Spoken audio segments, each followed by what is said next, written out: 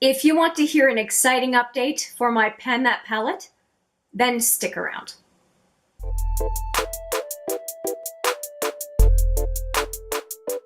Hi there, it's Hélène with another video, and I am so excited to bring you this one. This is a video that I have been waiting for. And no, it's not my finale, it's not that exciting, but in my books, this is exciting.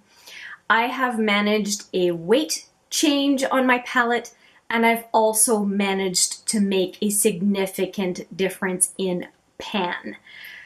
It is a very exciting update as far as I'm concerned, and I am so excited to share this update with you. Okay, here's what happened. I finished something today. I made a change today. This is not even an hour ago, and I am filming because I'm so stinking excited. The last update that I did for this Pan That palette, and I will put it right here for your reference, I was disappointed is the right term because my scale only goes down by 1 gram at a time. There's no 0.1 gram ability, and so because of no decimal points, it takes a full eyeshadow of change in order to get a weight change on the scale. And so at least in this palette, each one of these shadows is 1 gram, and a couple are double sized, so they're 2 grams each. And so 14 grams, I have to, like I said, finish a shadow each time. And well, it had been a couple of months, and I use this palette every day. And so for there not to be a change on the scale, it was starting to wear on me, wear me down. But I, like I said, have exciting news for you today. So I'm going to show you the palette, and then we can talk about the progress. Here is the palette. And what you will see here is a couple of pans are missing. So this black shattered right off the get-go. Then this one here was finished a long time ago. It's called Buff. And now the newest pan that I have here is Vanilla. Vanilla, as of this morning, is officially done, and I just had enough to do the base to set my eye primer before I did this look. This look, if you're curious, is the Chocolate Bar palette. I used the Bonbon, I think the light pink. I used the shimmery purple, and then the burgundy. They're all in the bottom right quadrant of the palette. Anyway, moving back to this one.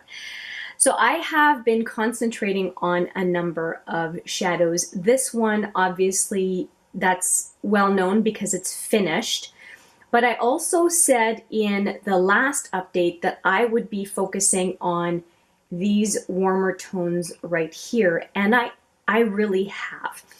I focused a whole lot on Desert, somewhat on Tonal, and definitely Sumatra and Suede, or pardon me, yeah, Suede, Sumatra and Suede. So these guys I have really been focusing on. I decided not to work on wheat because I was working on vanilla, and I thought just working on one big pan at a time is enough.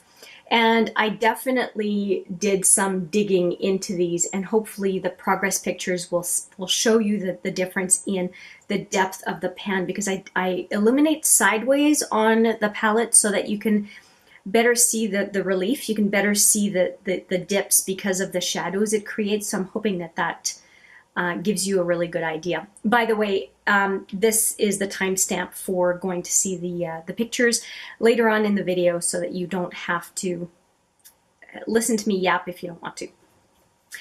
I am super happy. I'm going to continue focusing on this warmer side. I have no problem with the cooler side here, and I do use it sometimes. I particularly like the Black Plum. I think it's just beautiful, beautiful shading. And I tend to use these guys on the outer lid as a deepening set of shades. Obviously, this is what I would do here as well. But I've been surprised for a really neutral look. I've been going for this one quite a bit and really enjoying it. Once I get through a bunch of mattes in my collection, I could see myself getting another all matte palette by Smashbox. Smashbox powder products are very, very good. I wouldn't say that I love all of their eyeshadow palettes, but the matte neutrals I am very partial to, and I think that this is a palette that I would not hesitate to recommend to anyone for the simple reason that it's so flattering on the eye. I think it's really hard to mess up a look using this palette. So again, this is the Smashbox Matte Exposure. Love the packaging, very sturdy, and the shadows are great. Out of 14 shadows, I am down 3. Very happy with that. My plan for the coming month or so is really to focus on those warmer tones that I mentioned earlier. And of course, these two are going to be easier to get through than anything else. And so probably the Desert and Tonal, those top 2 shades, is what I'm going to focus on the most. I really have been as well over the last month, but Vanilla was by far my biggest focus. And it being a cream shade, it was really easy to focus on, although it took me a while because it's a very big pan. And I had even repressed it, which I showed on my Instagram and here on YouTube, the repressing pictures. So yeah, that is my update. So pleased with it. I hope you enjoyed the update as much as I am enjoying filming this update, because I'm tickled. Getting to a 3rd pan, and the 3rd one being this double size pan, so happy. Anyway, let me know what you think down in the comments. I read everything and I respond to it all as well. And if you are panning a palette, I hope it's going really well. If you are debating whether or not to pan a palette, just make sure you pick something you really like and that you can wear on a day-to-day basis. And I hope it would mean that it would go as well for you as it is going for me.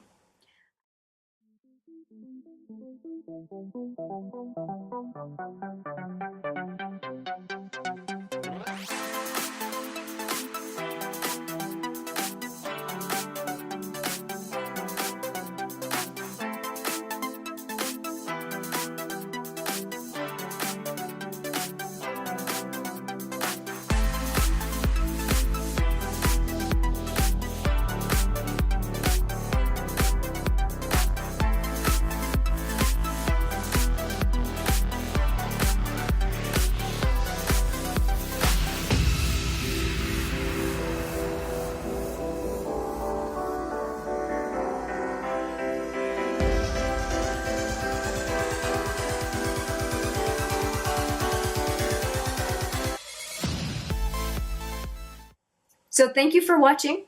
I look forward to seeing you in the next video and in the next Pan That Palette video. But for now, take care.